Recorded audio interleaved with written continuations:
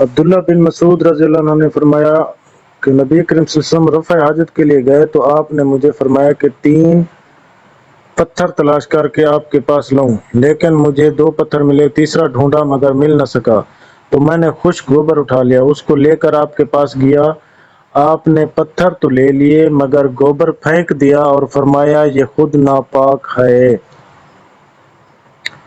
ابن عباس رضی اللہ عنہ نے فرمایا کہ رسول صلی اللہ علیہ وسلم نے وضو میں ہر عضو کو ایک ایک مرتبہ دھویا۔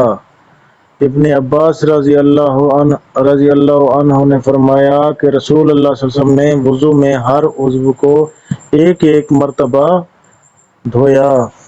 عبداللہ بن زید رضی اللہ عنہ نے فرمایا کہ نبی کریم صلی اللہ علیہ وسلم نے وضو میں اعضاء کو 2 مرتبہ دھویا، 2 بار دھویا۔